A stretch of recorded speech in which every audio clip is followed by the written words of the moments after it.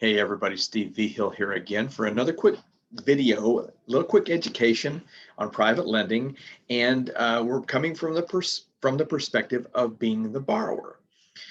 This is something that I talk about being the lender and things we need to do as lenders to protect ourselves, to make sure we're doing good deals. But the same holds true when we're the borrower. We're just sitting on we're still involved in the deal. We're still trying to work with an individual to not only grow their money, but also help us in our investments. So, being the borrower is just as important as being the lender. It's a two-way street. It takes two people to make this work. So I wanted to just do a little quick videos here on the borrower's perspective and some of the things we need to know, some of the things you need to think about when you're the borrower, and maybe we'll get you past some of the roadblocks you've got, some of maybe the misperceptions you have about things. Could be a lot of different things. We all have them, and we just and sometimes until things are pointed out to us or somebody talks about something, we don't necessarily think about it, but it helps us get past the roadblock and helps us move on and become that great borrower that we want to become. That's a big thing to me. We've been able to do that ourselves. We've been very fortunate to build a lot of very great relationships with private lenders over the years. We've been able to raise millions of dollars to fund all of our deals. It's been fantastic. And but it came with me getting educated. It took a lot of education on my part, and now I'm just in a position where it's so great for me to give that information back to you guys and teach you the things that I do, the things I know, and the things that have given us success, which is the most important. But as always remember to always do your due diligence. No matter what, do your due diligence.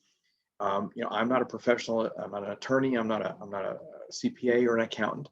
So when you need professional advice from an attorney or an accountant, always seek that professional advice out. It's very, very important.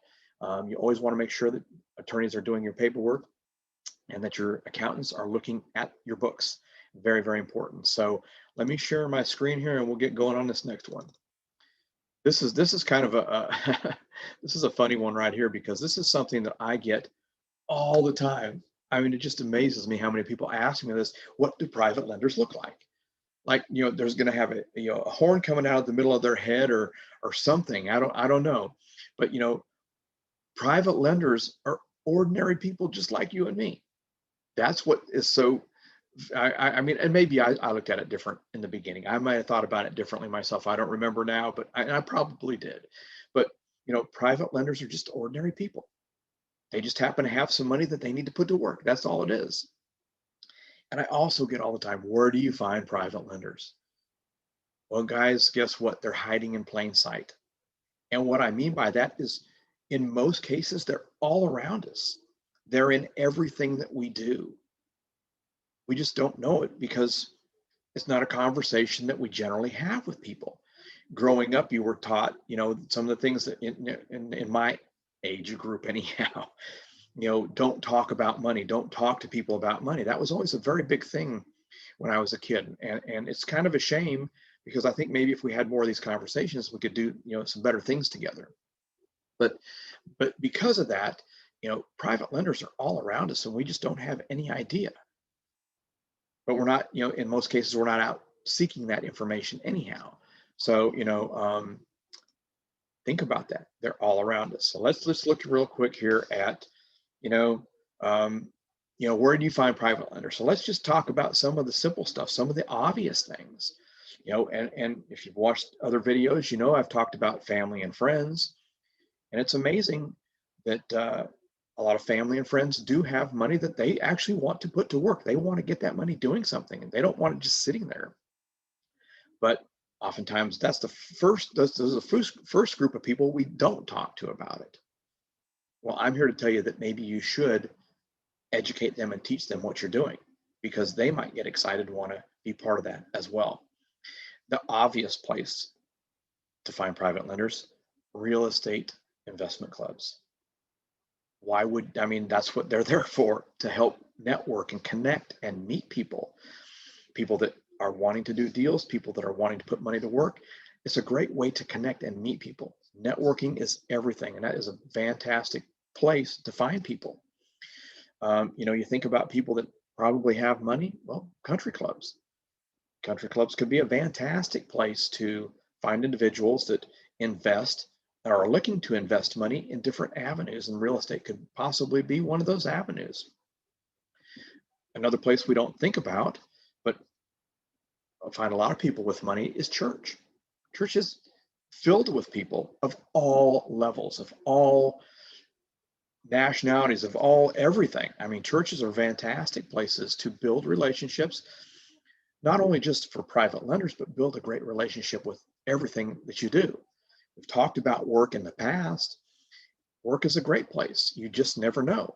And I've put coworkers' money to work in the past. Now, you know, I don't have coworkers as such now, but I've done that in the past. Neighbors are a fantastic place. And you know, when I think of neighbors, I think of some of the rehabs that we've done over the years, and curious neighbors coming over to find out what we're doing.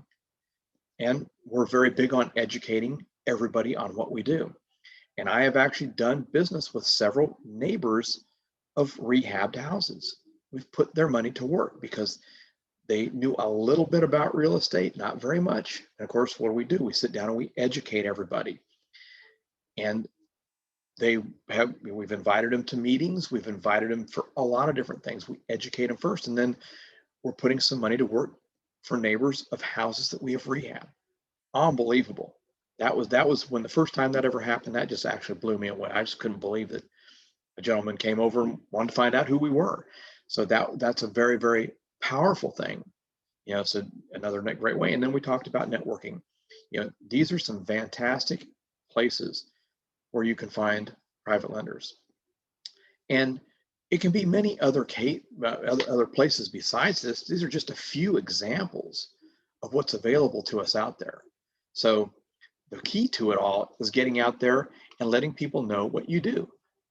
I think that's probably the most important thing, is putting yourself out there and not being afraid to show people and tell people who you are and what you do. You know, that was one of the things that we've done. I was taught to do that in the beginning, and I still do it to this day. When I'm out at networking events, when I'm out at social events and I don't know people, the most common question is, what do you do for a living? Come up with an elevator pitch for what you do for a living as far as raising money goes. You can also talk about flipping houses, owning rental properties, and how you fund the deals. There's a lot of different ways you can twist that, but that's the most common question asked at any event, especially when people don't know you. Start putting yourself out there in front of people, and it's going to make a huge difference in where you're finding potential private lenders. So another quick little tip. This is a quick one today. So I hope you like this. Hope this is some great information for you. Take action, go out and do these things. Follow us on YouTube, share us with your friends, invite your friends to come and watch this information, and we'll be doing another video for you real soon. Till then, you guys have a great day.